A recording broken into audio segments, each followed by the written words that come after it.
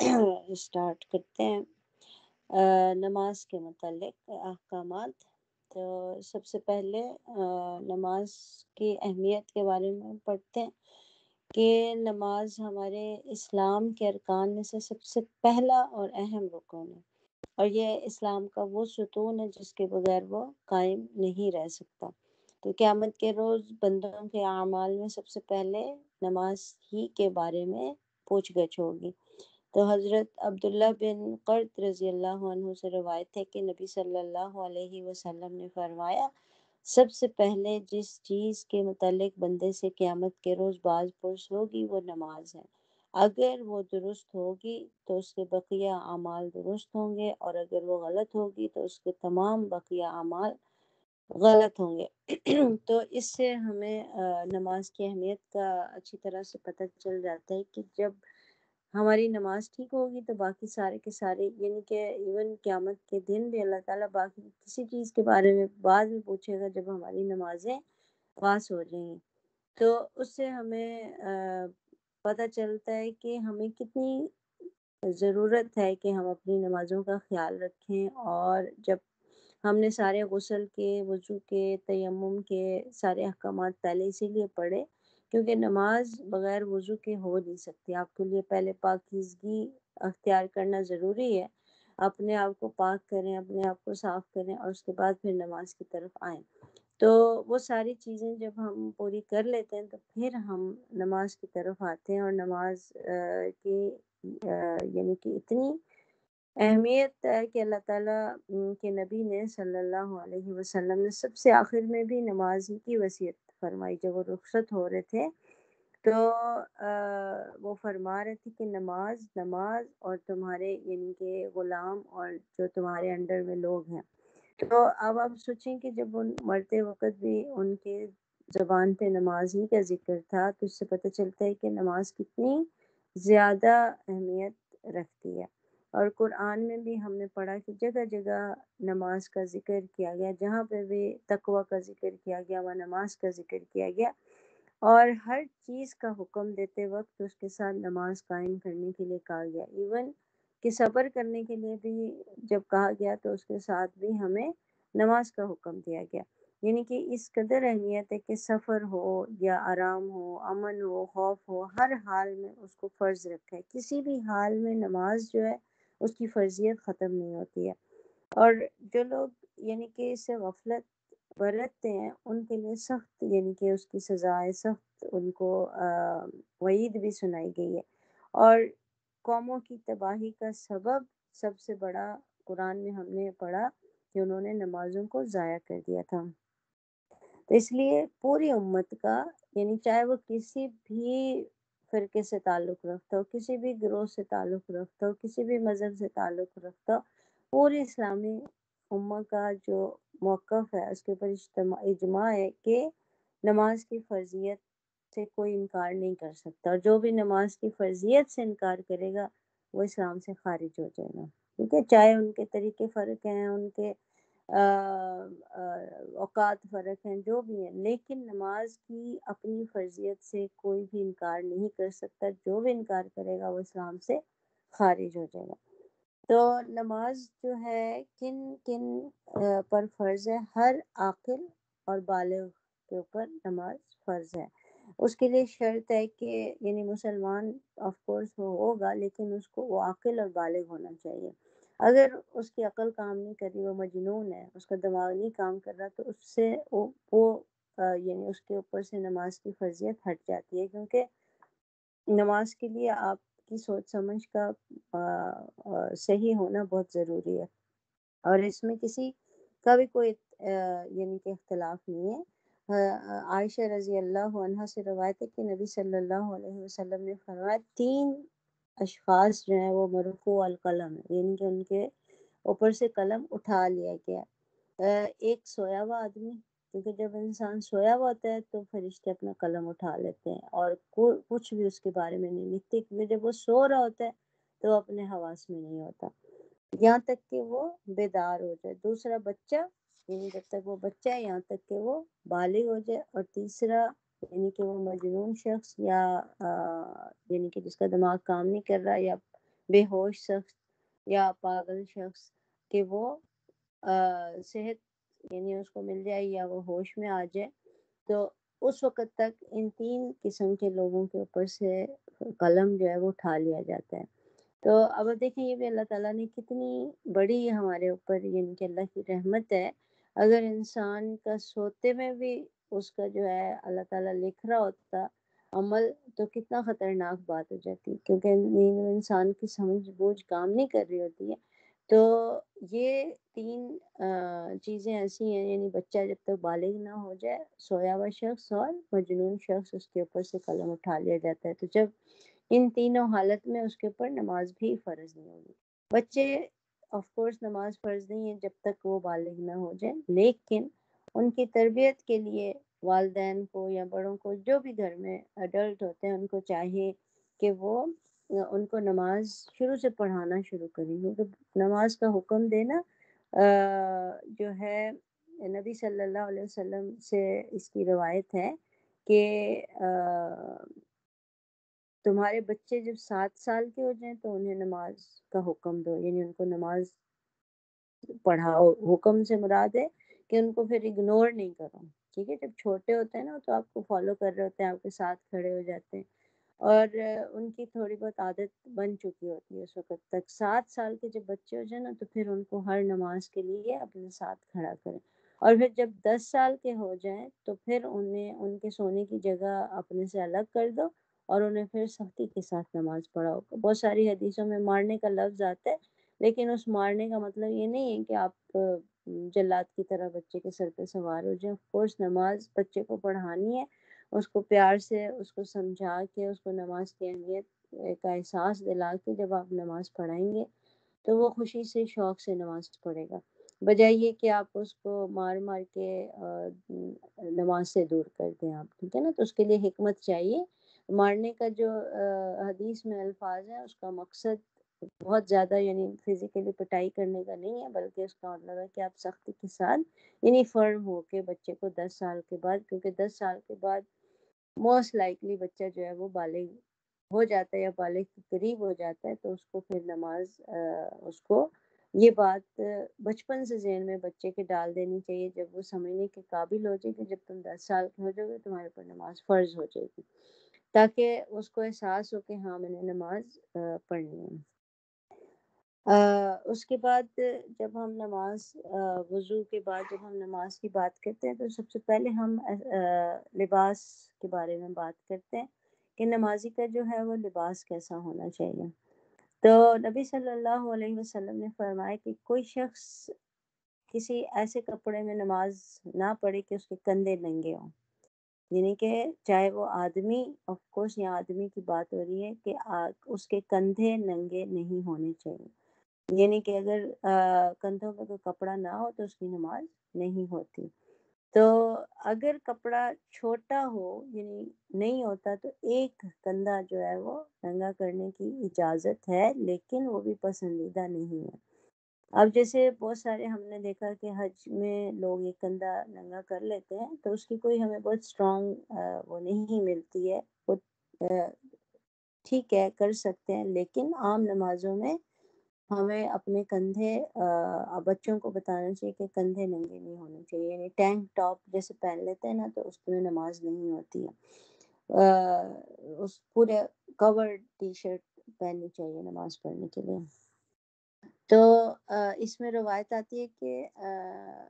عمر بن ابی سلمہ بیان کرتے ہیں کہ میں نے رسول اللہ صلی اللہ علیہ وسلم کو ام سلمہ کے گھر میں ایک ہی کپڑے میں لپٹے ہوئے نماز پڑھتے دیکھا کہ آپ نے اس کی دونوں طرفیں اپنے کندھوں پر رکھی ہوئی تھی، چادر جو تھی اپنے دونوں کندھوں پر ڈالی ہوئی تھی، اور جب صحابہ نبی صلی اللہ علیہ وسلم سے نماز پڑھتے تو اپنے تہبند کو چھوٹے ہونے کی سبب اپنی گردنوں پر باندھ لیتے تھے، اور عورتوں سے کہہ دیتے تھے کہ جب تک مرد سیدھے ہو کر نہ بیٹھ جائیں اس وقت تک تم اپنے سر سجدے سے نہیں اٹھانا، کیونکہ جب وہ اپنے تہبند گردن پہ لے لیتے تھے تو گھٹنوں تک ان کی چادر نیچے تہبند جو تھا وہ آ جاتا تھا، تو اس وجہ سے عورتوں کو حکم دیا گیا کہ تم جب سجدے سے اس وقت تک سر نہیں اٹھانا جب تک مرد سیدھے ہو کے نہ بیٹھ جائیں سجدے سے۔ اس سے کیا پتہ چلتا ہے کہ اس زمانے میں عورتیں مردوں کے پیچھے نماز پڑھتی تھیں، بغیر کسی رکاوٹ کے، بغیر کسی اوٹ کے، کوئی دیوار نہیں ہوتی تھی، کوئی پردہ نہیں ہوتا تھا، صرف وہ پیچھے صف بناتی تھیں مردوں کے، اور مرد ان کو سامنے نظر آ رہے ہوتے تھے جب وہ نبی صلی اللہ علیہ وسلم کے پیچھے نماز پڑھ رہے ہوتے تھے۔ تو اس لیے ان کو حکم دے دیا گیا تھا کہ جب تک یعنی کہ امام جب اللہ اکبر کہتا ہے اور مرد سجدے سے اٹھ کے اچھی طرح بیٹھ جائیں تو پھر عورتیں اپنا سر سجدے سے اٹھائیں، تاکہ ان کو جو ہے کسی قسم کا یعنی کہ نظر نہ پڑے پچھلی صف والوں پر، یعنی کہ سطر پر نظر نہ پڑے۔ تو پچھلی صفوں میں وہ نماز ادا کیا کرتی تھیں عورتیں۔ اور اس حدیث سے ہمیں یہ بھی پتہ چلتا ہے کہ مرد کے لیے نماز کے دوران سر ڈھانپنا واجب نہیں ہے۔ بہت سارے لوگ اس کو بہت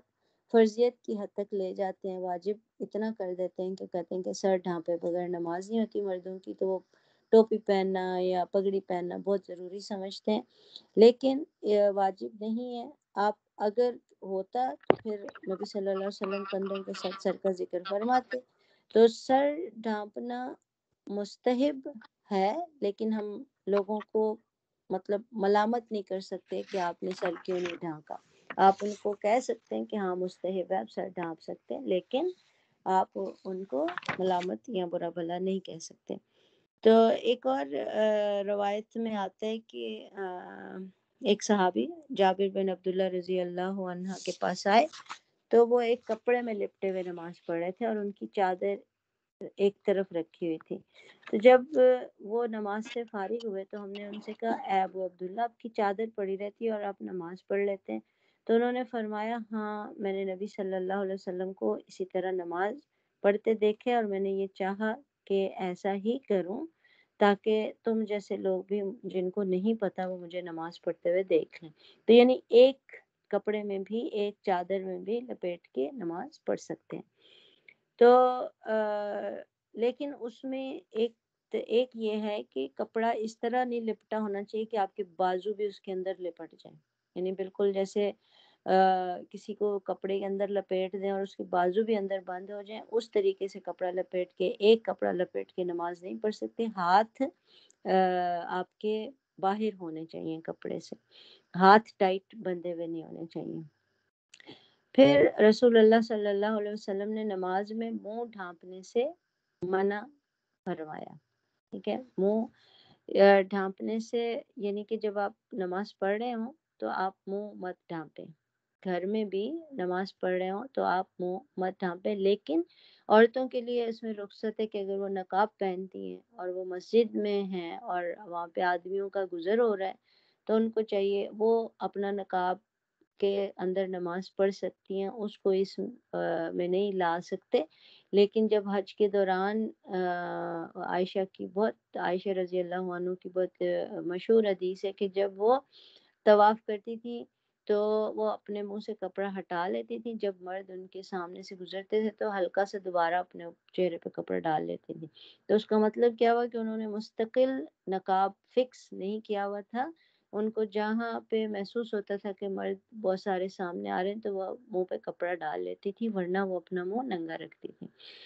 تو اس لیے عام جو نماز ہم پڑھتے ہیں اس کے اندر منہ ڈھانپنا نہیں چاہیے، اور منہ ڈھانپنے سے نبی صلی اللہ علیہ وسلم نے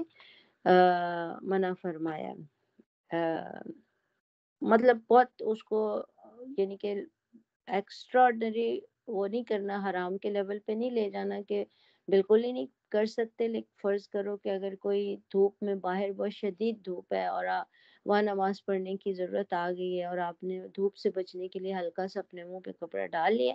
تو اس طرح کی یعنی ضرورت میں کیا جا سکتا ہے۔ تو اور پھر سر پہ یہاں پہ بھی ہمیں کیا پتہ چلتا ہے کہ سر کے اوپر نبی صلی اللہ علیہ وسلم نے کپڑا نہیں ڈالا تھا۔ تو رسول اللہ صلی اللہ علیہ وآلہ وسلم کے ساتھ جب عورتیں نماز فجر ادا کرتی تو اپنی چادروں میں لپٹی ہوا کرتی تھیں، یعنی کہ وہ جب آتے تھے تو اپنی یعنی کہ چادروں میں لپٹی ہوتی تھی، یعنی کہ ان کو کوئی پہچان نہیں سکتا تھا کہ مطلب انہوں نے کیسے کپڑے پہنے ہوئے، یا کہ مطلب یہ کہ پراپر کور کر کے آتے تھے۔ اور ان کے ظاہر سروں کے اوپر بھی چادر ہوتی تھی. تو عورت کی نماز یعنی کہ بغیر چادر کے نہیں ہو سکتی، یعنی سر کے کور کے بغیر نہیں ہو سکتی. سر کور کر کے بال نظر نہیں آنے چاہیے نماز کے لیے. اور ایسا یعنی کہ لمبا ہونا چاہیے آپ کا شلوار یا پینٹ یا جو بھی آپ نے اوپر سے پہنا ہوا ہے کہ اس میں آپ کے پاؤں بھی چھپ جائیں.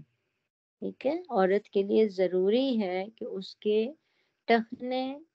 کور ہونے چاہیے، ہر حال میں ٹخنے کور ہونے چاہیے. تو بہت سارے لوگ اس کے اوپر بہت اسٹرکٹ ہیں کہ عورت کے پاؤں نظر نہیں آنے چاہیے، تو وہ موزے پہن کے نماز پڑھتے ہیں.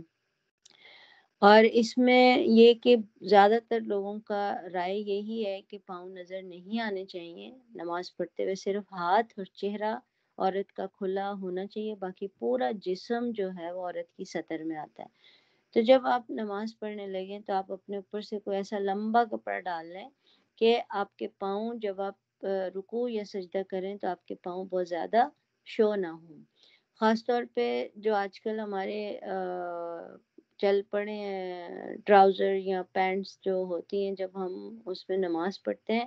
تو ہمارے ٹخنے ننگے ہو رہے ہوتے ہیں، اور جب خاص طور پہ ہم رکوع کرتے ہیں تو پنجہ اور اوپر چڑھ جاتا ہے. یہ اس طریقے سے نماز نہیں ہوتی ہے، ہماری نماز نہیں ہوتی. ٹھیک ہے، ایسی نماز کو بہت سارے اسکالرس کہتے ہیں کہ ریپیٹ کرنا چاہیے، کیونکہ وہ آپ کی نماز کاؤنٹ نہیں ہوگی. لیکن جو چیز ہمیں پتہ نہیں تھی، جہالت کی وجہ سے اگر ہم اس کو جانتے نہیں تھے اور ہم سے ہو گئی وہ غلطیاں، تو اس پہ اللہ تعالیٰ سے معافی مانگنی چاہیے. اور جب ہمیں کوئی بات پتہ چل جاتی ہے نہیں، تو پھر ہمیں کوشش کرنی چاہیے کہ ہم اس کے مطابق عمل کریں. تو اس کا یہ ہے کہ آپ اپنا پائنچا اتنا نیچا کر لیں کہ آپ کا آلموسٹ ہاف پاؤں جو ہے وہ کور ہونا چاہیے، اور خاص طور پہ آپ کے ٹخنے ایڑی تک کور ہونے چاہیے، اس کی شرط ہے. تو ایسے لمبے قمیض میں یا ایسا لمبا یعنی چیز ہونی چاہیے، کرتا ہونا چاہیے کہ اس کے قدم بھی چھپ جائیں. اور مردوں کے لیے یہ ہے کہ سطر کیا ہے، گھٹنے سے لے کے ناف تک مردوں کی سطر ہے. تو اس لیے نبی صلی اللہ علیہ وسلم نے مردوں سے کہا کہ اپنی ران نہ کھولو، نہ کسی زندہ کی اور نہ کسی مردہ کی ران دیکھو. تو نبی صلی اللہ علیہ وسلم کبھی نماز میں ننگے پاؤں کھڑے ہوتے تھے اور کبھی آپ نے جوتا پہن رکھا ہوتا تھا. تو اس سے پتہ چلتا ہے کہ آپ جوتے میں بھی نماز پڑھ سکتے ہیں. کبھی آپ سفر میں ہوں اور آپ نے جوتے پہنے ہوئے، تو آپ کو ضروری نہیں ہے کہ آپ جوتا اتار کے نماز پڑھیں. اور گھر میں بھی اگر آپ نے جوتا پہن کے نماز پڑھنی تو آپ جوتا پہن کے نماز پڑھ سکتے ہیں. اس میں کوئی وہ نہیں ہے کہ آپ ضرور جوتا اتار کے نماز پڑھیں. ننگے پاؤں بھی نبی صلی اللہ علیہ وسلم نے پڑھی اور جوتا پہن کر بھی پڑھی. اور نبی صلی اللہ علیہ وسلم نے فرمایا جب تم نماز ادا کرو تو اپنا جوتا پہن لو یا اسے اتار کر اپنے قدموں کے درمیان رکھ لو. اور ایک اور روایت میں آتا ہے کہ آپ صلی اللہ علیہ وسلم نے فرمایا کہ یہودیوں کی مخالفت کرو، کیونکہ وہ جوتے اور موزے پہن کر نماز ادا نہیں کرتے. اب یہاں پہ ہمیں کیوں اس چیز کی اجازت دی گئی، اس کے پیچھے جو ہے نا کیا کہتے ہیں حکمت یہ تھی کہ ہم نے یہودیوں کو فالو نہیں کرنا، کیونکہ یہودی جب اپنی عبادت کرتے تھے تو جوتے اور موزے اتار دیتے تھے. تو اس کے بعد یہ ہے کہ یہ ہم اس میں دونوں طرح سے نماز پڑھ سکتے ہیں. اور کبھی کبھی سنت پہ عمل کرنے کے لیے نا ہمیں ویسے ہی جوتوں میں نماز پڑھ لینی چاہیے، یہ سوچ کے کہ ہم نبی صلی اللہ علیہ وسلم کی سنت پر عمل کر رہے ہیں. اور اس کے بعد نبی صلی اللہ علیہ وسلم نے فرمایا کہ جب تم مسجد میں آؤ تو جوتوں کو اچھی طرح غور سے دیکھ لو کہ اگر ان میں کوئی نجاست نظر آئے تو ان کو زمین پر اچھی طرح رگڑ لو، پھر ان میں نماز ادا کرو. یعنی اگر آپ باہر سے آ رہے ہیں اور جوتے کے ساتھ کوئی نجاست لگی ہوئی ہے تو پھر اس کو زمین پر اچھی طرح رگڑ کے پھر مسجد کے اندر داخل ہوں اور پھر جوتوں میں نماز پڑھ سکتے تھے. اور تب ہمیں پتہ ہے کہ اس وقت کی اگر ہم بات کرتے ہیں تو مسجدوں کے فرش جو تھے وہ کچے ہوتے تھے، اور جوتوں کے تلے بھی ڈفرینٹ طرح کے ہوتے تھے جو زمین پر یعنی پلین ہوتے تھے نیچے سے. کہ زمین پر رگڑتے تھے اور رگڑنے سے پاک ہو جاتے تھے۔ اور پھر اب اگر ہم آج کل کی مسجدوں کے بارے میں سوچیں تو آج کل کی مسجدوں میں یعنی صفیں ہوتی ہیں، قالین بچھے ہوئے ہوتے ہیں، اور جوتوں کے جو تلے ہوتے ہیں وہ خاص طور پر ان کے اندر نیچے یعنی کہ گروو سے بنے ہوتے ہیں، اور اس کے اندر مٹی یا جو نجاست جو پھنس چکی ہوتی ہے یعنی اندر گھس جاتی ہے، اور پھر سم ٹائم اس کو زمین پر رگڑ کے آپ صاف نہیں کر سکتے، وہ نہیں نکل سکتی۔ تو اس لیے اگر اس طرح کی شک ہو نا تو پھر کیونکہ طہارت لازمی ہے، تو اس لیے جوتے پہن کر نماز پڑھنے سے پہلے یہ میک شور کر لینا چاہیے کہ آپ کے جوتوں میں کوئی ایسی گندگی تو نہیں پھنسی ہوئی۔ آف کورس مسجدوں میں تو جوتے لے کے آپ اس طرح انٹر نہیں ہوں گے نا جہاں پہ آپ قالین یا ان کی صفیں خراب کریں، کیونکہ بہرحال صفائی کا اہتمام کرنا ضروری ہے۔ تو اس لیے جب ہم سفر وغیرہ میں ہوں تو اس وقت کے لیے ہے، اور اس میں بھی میک شور کر لینا چاہیے کہ کسی قسم کی کوئی ناپاک چیز ہمارے جوتے کو نہیں لگی۔ ویسے تو الحمدللہ یعنی اب چیزیں ایسی نہیں ہیں، لیکن ایکسیڈنٹلی اگر کوئی ایسی چیز لگ جائے تو پھر اس کا خیال رکھنا چاہیے۔ پھر کہ ہے کہ نبی صلی اللہ علیہ وسلم نے فرمایا کہ جب تم نماز ادا کرو تو جوتوں کو دائیں یا بائیں نہ رکھو، کیوں قدموں کے درمیان رکھو، کیونکہ جب کوئی دائیں تمہارے بائیں یا تمہارے دائیں دوسرا نمازی آ کے کھڑا ہو سکتا ہے نا، تو اگر بائیں جانب کوئی نہ ہو نمازی، یعنی آپ بالکل اینڈ پہ کھڑے ہوئے اور پھر آپ کے ساتھ کسی کے کھڑے ہونے کی جگہ نہیں ہے، تو پھر آپ جوتا اپنا سائڈ پہ رکھ سکتے ہیں، ورنہ جوتوں کو یعنی ایسی جگہ پہ ہیں جہاں پہ آپ نے جوتا اپنا اتار کے رکھنا ہے، تو آپ جوتوں کو دونوں پیروں کے درمیان میں رکھیں۔ خاص طور پہ جیسے حرم وغیرہ میں جب جاتے ہیں اور وہاں پہ باہر ہی اندر جگہ نہیں ملتی اور آپ باہر کھڑے ہو کے نماز پڑھنے لگیں اور آپ کو جوتا اتار کے نماز پڑھنی ہے، تو پھر آپ جوتا اتار کے اپنے دونوں قدموں کے درمیان میں رکھ دیں۔ اب ان چھوٹی یہ چیزیں ہیں، لیکن دیکھیں اللہ تعالیٰ نے یعنی کہ ہمارا دین ہمارے لیے اتنا آسان اور اتنا پریکٹیکل بنایا ہے کہ ہم یہ نہیں کہہ سکتے کہ اس چیز کا تو ہمیں پتہ ہی نہیں تھا، اور اس چیز کے بارے میں ہم کیا کریں، یعنی کتنا کامن سینس موجود ہے ہر چیز میں۔ اور نبی صلی اللہ علیہ وسلم نے کوئی چیز ایسی نہیں چھوڑی جو ہمیں نہ بتائی گئی ہو۔ تو اس لیے ہم جب کہتے ہیں نا کہ دین کے اندر ہم کوئی نئی چیز ایڈ کر لیں، تو پھر اس لیے اس کے لیے پھر سختی سے اس کی ممانعت کی گئی ہے کہ نبی صلی اللہ علیہ وسلم نے ہمیں ہر چیز جب بتا دی ہے تو پھر ہم اپنی طرف سے نئی چیزیں کیوں ایڈ کرتے ہیں؟ ہمیں کیا ضرورت ہے کہ ہم ہر چیز کو اس کی یعنی ایکسٹریم اس پہ لے جائیں؟ اور کیا وہ بھول گئے تھے ہمیں بتانا؟ نہیں، وہ بھولے نہیں تھے، انہوں نے جو چیزیں ہمیں بتائیں وہ ہمارے لیے امپورٹنٹ تھی، اور جو چیزیں ہمیں نہیں بتائیں اس کی ہمیں ضرورت نہیں تھی، اور وہ ہمارے لیے ہمارا دین آسان بنانا چاہ رہے تھے۔ تو اس لیے اب جب ہم یہ والے یعنی احکامات پڑھتے ہیں وضو کے، تیمم کے اور صفائی کے، یعنی چیزیں کتنی آسان ہیں ہمارے دین میں، اور نبی صلی اللہ علیہ وسلم نے کسی چیز سے جھجک محسوس نہیں کی بتانے کے لیے، ہر چیز ہمیں بتا دی، اور یعنی کہ دوسرے لوگوں کے حقوق کا بھی خیال رکھا۔ ٹھیک ہے، اب جیسے جوتے کا اب ہم یہاں پڑھ رہے ہیں کہ آپ جوتا دائیں اور بائیں مت رکھو، کیونکہ دوسرا نمازی آ کے کھڑا ہوگا تو یہ یعنی کہ آپ کے اس کے لیے ڈس رسپیکٹ بھی ہوگی، اور آپ کے ساتھ کیونکہ اس کو پاؤں جوڑ کے کھڑا ہونا ہے تو وہ کھڑا نہیں ہو سکے گا۔ مطلب کتنا ہمارا دین جو ہے وہ ہمیں ہر چیز ادب سے لے کے ہر چیز ہمیں سکھا رہا ہے، اور پھر اگر ہم ان چیزوں کو چھوڑ کے اور اپنی نئی چیزیں اس میں شامل کر لیتے ہیں تو پھر ظاہر سی بات ہے پھر اس کی سزا تو ہوگی نا۔ اسی لیے دین کے اندر کوئی بھی چیز جب ڈال لیتے ہیں تو ہم اس کو بدعت کہتے ہیں، لیکن ہمیں خود نہیں سمجھ میں آتی کہ ہم بدعت کو ایکسپلین کیسے کرتے ہیں۔ تو بدعت کوئی بھی دین کے اندر کوئی بھی چیز ہم ایڈ کر دیں نا تو وہ اس میں شامل ہو جاتی ہے، اور اس کا پھر بہت بڑی سزا بھی ہے اللہ کی طرف سے۔ تو اس لیے جو چیزیں ہمیں نہیں پتہ ان پہ عمل کر لینا چاہیے جب ہمیں پتہ چل جاتی ہیں، اور وہ حدیث سے اور سنت سے ثابت ہونی چاہیے، اور جو چیز حدیث اور سنت سے اور قرآن سے ثابت نہیں ہے اس کو کرنے سے پہلے اس کے بارے میں تحقیق ضرور کر لینی چاہیے کہ آیا یہ واقعی میں نبی صلی اللہ علیہ وسلم نے ہمیں یہ بات بتائی تھی، سکھائی تھی یا صرف لوگوں نے بعد میں بنا لیا۔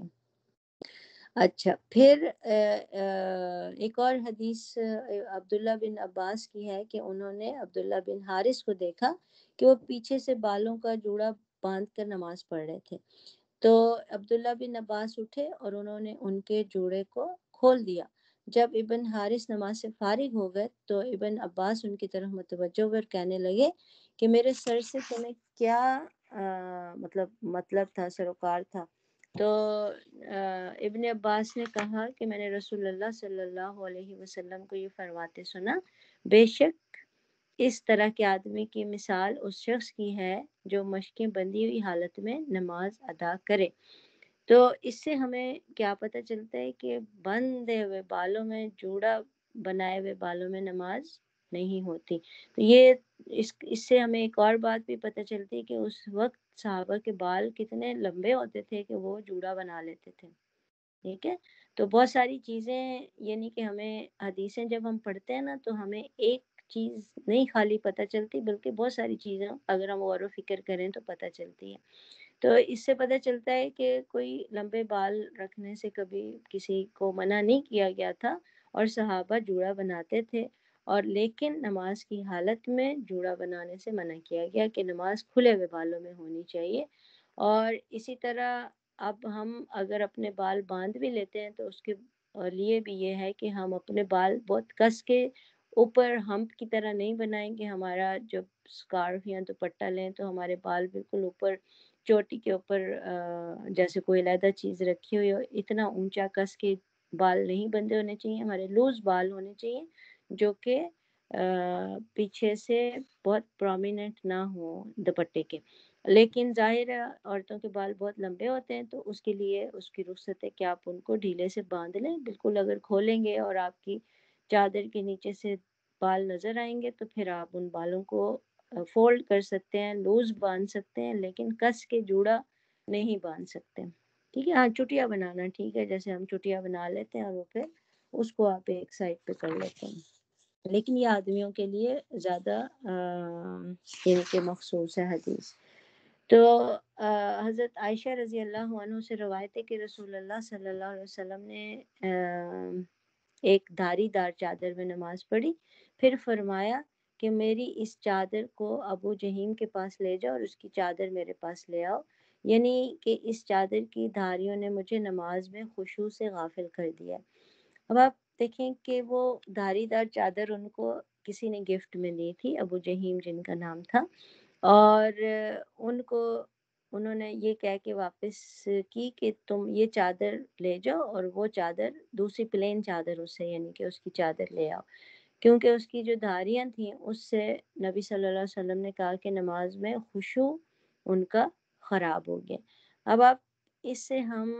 کیا چیز یعنی کہ کیا انفر کر سکتے ہیں، کنکلوژن نکال سکتے ہیں کہ کوئی بھی ایسا کپڑا پہنا ہوا ہو جس کے پھول بوٹوں سے ہماری نماز میں خلل آتا ہے تو ہمیں اس کو اوائڈ کرنا چاہیے، کہ یا تو ہماری نماز میں اتنا فوکس ہونا چاہیے کہ ہمارا اس ڈیزائن کی طرف دھیان نہ جائے۔ اکثر کیا ہوتا ہے کہ ہم نے کوئی کپڑے اچھے پہنے ہوں یا کوئی پھول والے کپڑے پہنے ہوں، ڈیزائن والے کپڑے پہنے ہوں، کڑھائی والے کپڑے پہنے ہوں، تو کیا ہوتا ہے ہمارا دھیان کپڑوں کی طرف چلا جاتا ہے نا، کسی کا موتی ڈھیلا ہو رہا ہوتا ہے، کسی کا دھاگا ڈھیلا ہو رہا ہوتا ہے، اور یہ ایک نارمل ہیومن سائیکالوجی ہے۔ کوئی بھی نہیں کہہ سکتا کہ ہماری نماز تو اتنی اچھی ہے کہ ہم تو دیکھتے ہی نہیں ہیں، یعنی کہ مطلب خود میرا اپنا ایکسپیرینس ہے کہ آپ نے کوئی ایسا کپڑا پہنا ہوتا ہے آپ کی نہ چاہتے ہوئے بھی آپ کی نظر ڈیزائن پہ چلی جاتی ہے۔ تو اس لیے کوشش ہماری یہ ہونی چاہیے کہ ہم جب نماز پڑھنے لگے نا تو اوپر سادہ پلین چادر لے لیں جو کہ ہمارا پورا یعنی کہ آلموسٹ ہمارے کپڑوں کو کور کر لیں، تاکہ ہمارا دھیان نماز میں پھول بوٹوں کی طرف نہ جائے، کڑھائی کی طرف نہ جائے، ٹوٹے ہوئے بٹن کی طرف نہ جائے، یعنی کہ یہ نارملی چیزیں ہوتی ہیں جس کی طرف شیطان ہمارا دماغ کر دیتا ہے، ہمارا خیال چلا جاتا ہے، اس میں ہماری یعنی کہ کوتاہی ہو جاتی ہے، کیونکہ ہماری نمازیں کوئی بہت پرفیکٹ لیول پہ تو نہیں ہوتی ہیں، شیطان ہر وقت ساتھ ہوتا ہے کہ ہماری نمازوں میں خلل ڈالے۔ تو تو اس لیے جیسے ہی نماز میں دھیان ادھر ادھر جائے تو فوکس فوراً نماز کی طرف کرنا چاہیے. اس سے نماز ہماری خراب نہیں ہوتی، ٹوٹتی نہیں ہے، لیکن بہرحال نماز کے خشوع میں فرق پڑتا ہے. اسی سے ریلیٹڈ یہ ہے کہ جب ہمارے جو جانماز ہیں وہ بھی سادہ ہونے چاہیے، تاکہ بعض اوقات یہ ہوتا ہے کہ ان کے اوپر بھی بہت زیادہ پھول بوٹے بنے ہوتے ہیں، بہت زیادہ یعنی کہ برائٹ، اور یعنی ان کے ڈیزائن ایسے ہوتے ہیں کہ نماز پڑھتے ہوئے ہمارا خیال ان کے پھولوں کی طرف، ان کے ڈیزائنوں کی طرف چلا جاتا ہے، یعنی آپ کی توجہ ہٹ جاتی ہے. تو اسی طرح ایک اور جگہ عائشہ رضی اللہ عنہا کی روایت ہے کہ انہوں نے گھر میں ایک، یعنی روایت نہیں ہے، انہوں نے گھر میں ایک پردہ لٹکا رکھا تھا. تو جب رسول اللہ صلی اللہ علیہ وسلم آئے تو انہوں نے کہا یہ پردہ میرے سامنے سے ہٹا دو، کیونکہ اس کے اوپر جو نقش و نگار بنے ہوئے ہیں وہ میری نماز میں خلل ڈالتے ہیں، یعنی اس کے آنکھوں کے سامنے آ جاتی ہیں تصاویر یا جو بھی اس کے اوپر ڈیزائن تھا. تو اس سے ہمیں یہ بات پتہ چلتا ہے کہ نقش و نگار والی مسئلے پہ نماز پڑھنا صحیح نہیں ہے. تو ہمیں مطلب کوشش کرنی چاہیے کہ ہم اپنے جو مسئلے ہیں وہ بھی سادہ رکھیں، سمپل رکھیں، اور پلین ہو چیز تو زیادہ بہتر ہے. اور اپنے اوپر ایسے کپڑے ہم پہن لیں، کپڑے تو ہم نے پہنے ہوتے ہیں لیکن اوپر سے ہم بڑی چادر اس طرح سے سادہ لے لیں کہ ہمارا دھیان پورا کا پورا نماز کی طرف رہے. اور جب ہم نماز جس جگہ پہ پڑھ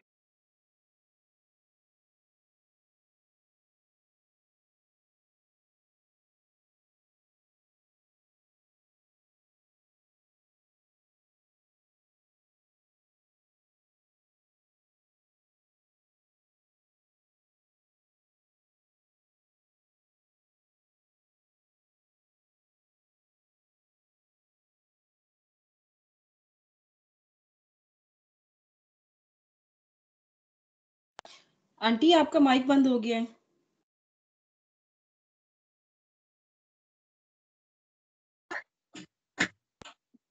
اوکے، اب آواز آ رہی ہے؟ میرا جی. یہی ہوا. تو جو ہے نماز کے لیے جب ہم نیت کرتے ہیں، وضو کرتے وقت ہی سٹارٹ ہو جاتی ہے ہماری نیت. تو اس کے بعد نماز وضو کی جب ہم دعا پڑھتے ہیں، تو جب ہم شروع سے اپنا فوکس نماز کی طرف رکھتے ہیں نا، تو پھر اس سے یہ ہوتا ہے کہ شیطان نے آپ کو کوشش کرنی ہے کہ کسی طریقے سے آپ کا فوکس جو ہے نا وہ ادھر ادھر کرے نماز کے دوران. تو آپ جو ہے اپنے خشوع اور خضوع کو برقرار رکھنے کے لیے آپ پورا جب صحیح طریقے سے اہتمام کریں گے نا، نیت آپ کی ہوگی کہ ہاں اللہ کو راضی کرنے کے لیے نماز پڑھ رہے ہیں، تو پھر یہ ہوگا کہ آپ کو زیادہ آسانی ہوگی آپ کی نماز میں آپ کو خشوع کرنے کے لیے. تو اس کے بعد آج ہم اتنا ہی کرتے ہیں نماز کے لباس تک، پھر انشاءاللہ آگے کے ہم کنٹینیو کریں گے. اور اس پورے اس میں جو ہم نے پڑھا ہے، اس میں اگر کسی نے کوئی اپنا کوسچن ہے یا کسی نے کوئی اپنا